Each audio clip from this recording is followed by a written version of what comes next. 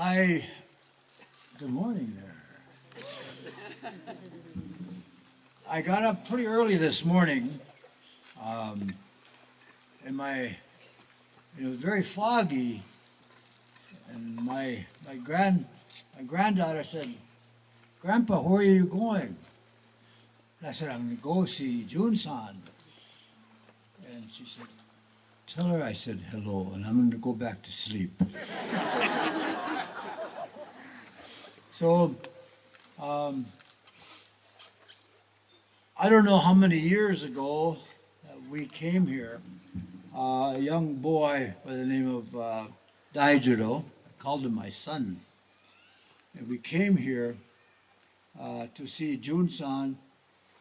Uh, Before there was a small place to pray over this next little village over here, or homes. And then we came over here and we started to be part of the crew that was picking rocks.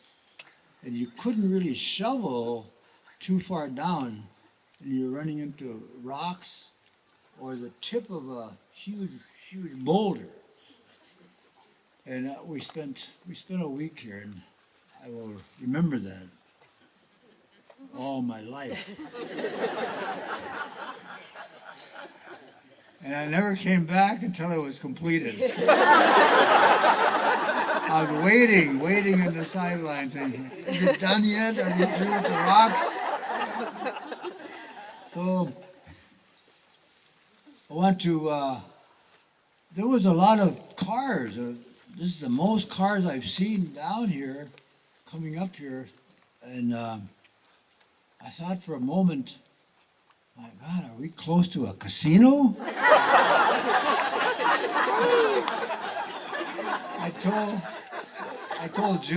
told Charlie, our driver, I said, either there's a temple ahead or a casino, but either one would do me good.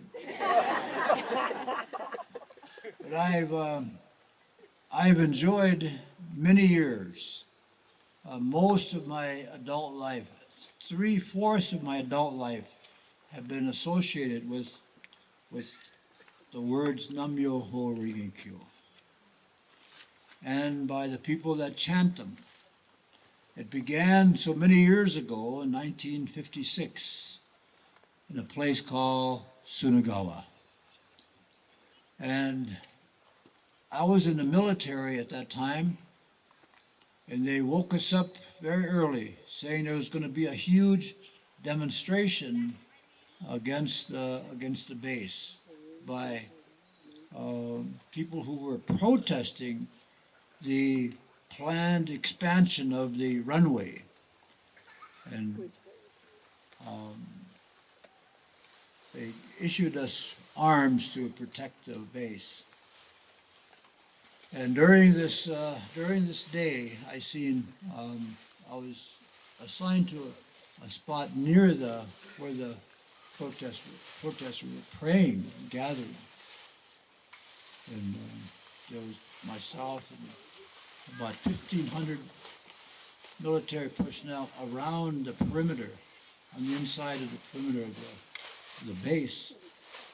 Every 10 feet there was some military personnel with a weapon. And there was a cyclone fence about 10 feet from us. And then there was Japanese military, and then Japanese police.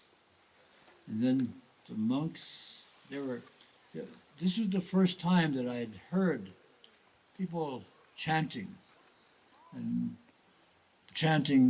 the words Nam-myoho Renge-kyo.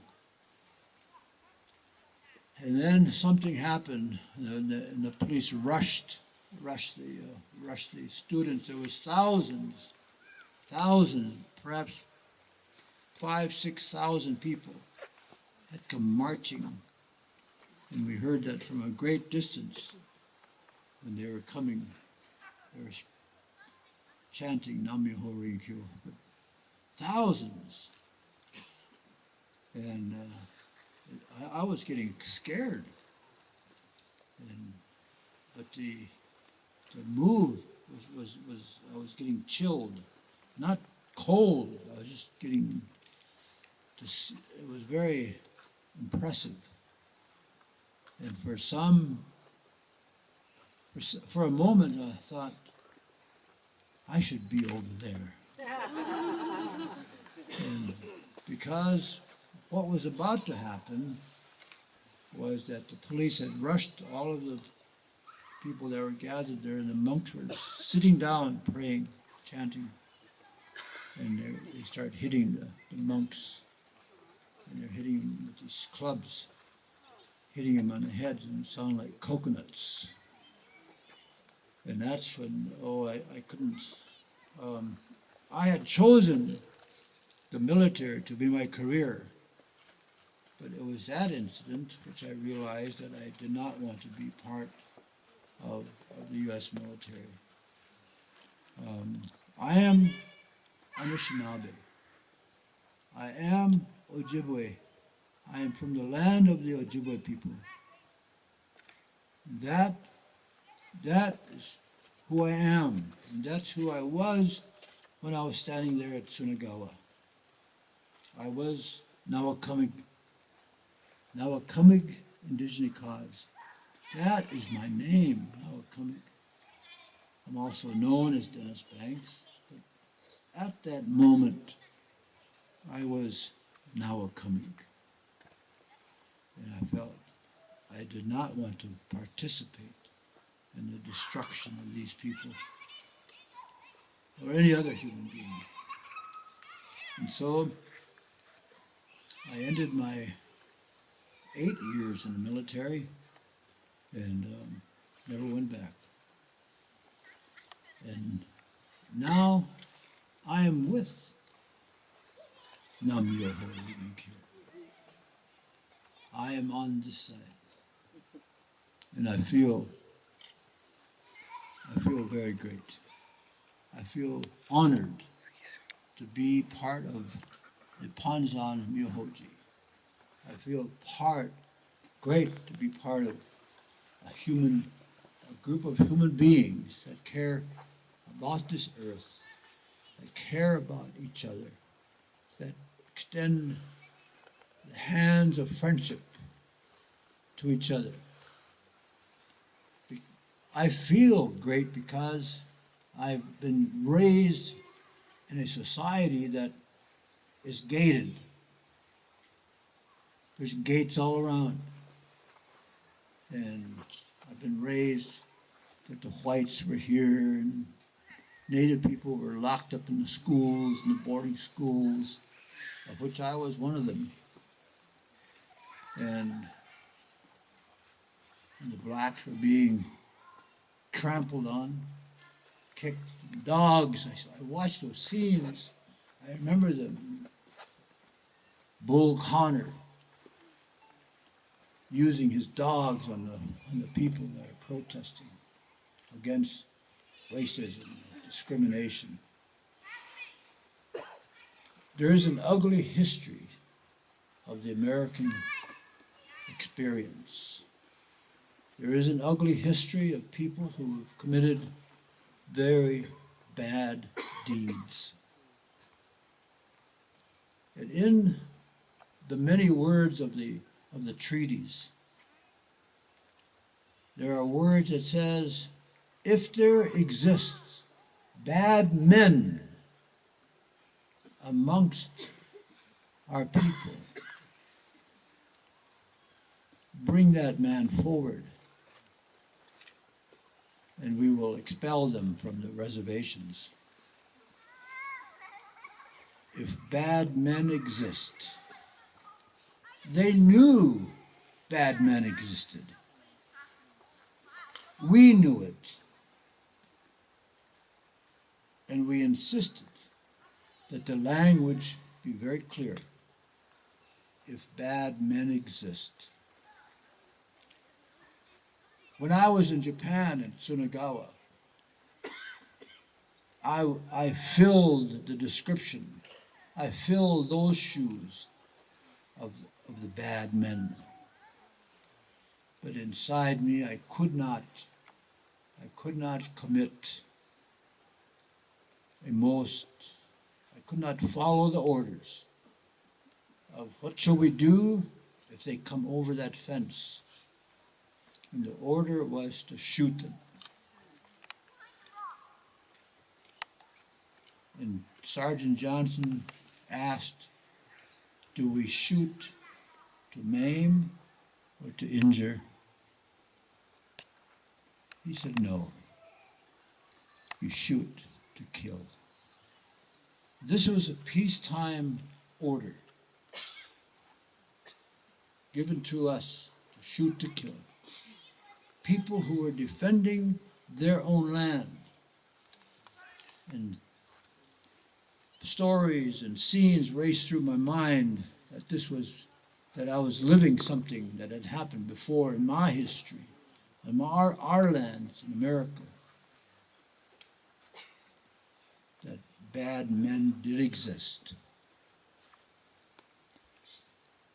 So when I met Nipanzan, they never asked for any of our land. They never carried the Bible like they did. The missionaries came to our lands. Now we have the Bible, they have our lands. There's something wrong with that scene. And none of our people act like Christians. I mean, they get down and pray, but in the end, at the end of the day, we are Anishinaabes. We are Lakotas. We are Onondagas. We are Mohawks. We are Senecas. We are who we are. Born with the DNA of this earth. That is our DNA. This earth. And it pains me when I see destruction. And I remember during 1988, we ran through a place in Japan where they were building this nuclear facility. And then 2 years ago, that same place where we ran through and where Emmett Eastman said, you shouldn't be doing this.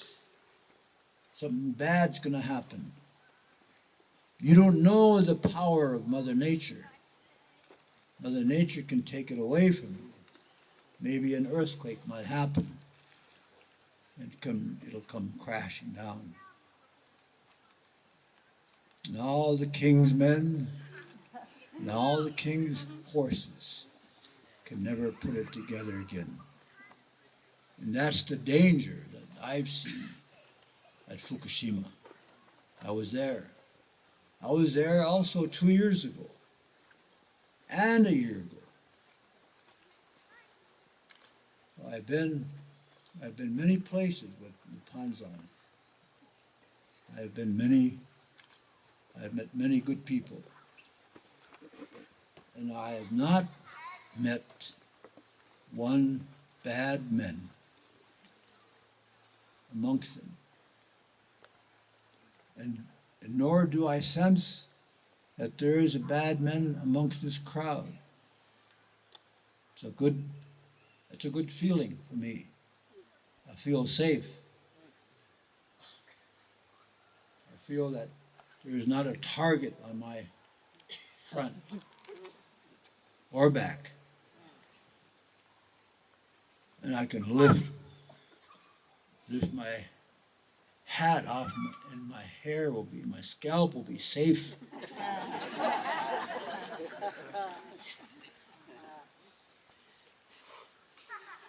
And I had the great honor of traveling with Nichidatsu Guruji. He became my mentor. And as the South Dakota prison officials took me to their prisons, I would pray. I would pray to the Great Spirit. And I would end my prayer with, Nam Myoho Renge Kyo. And I received a very sad message from the guards that a man called Nichidatsu Fuji had passed away. And it grieved, made me feel sad that I could not be with him. Because he sent me to those mountains in India, sent me to the mountains in Sri Lanka, where pagodas were up there. That's why I feel that my life has been strengthened by my travels with the monks and nuns of Nipponzan Myohoji. And I will travel with them forever, wherever I go. I have in my home a temple, and I have 4 drums, and ready for Jun-san to come and visit. Because I know someday she will be there. And she might bring visitors, so I have the extra drums. So Katashoni and all of the monks and nuns of Nipponzan Myohoji, I owe a great deal to you. I have lots of faults, but ingratitude is not one of them. I'm very thankful because you have done more to save my life than I've done to build your pagodas.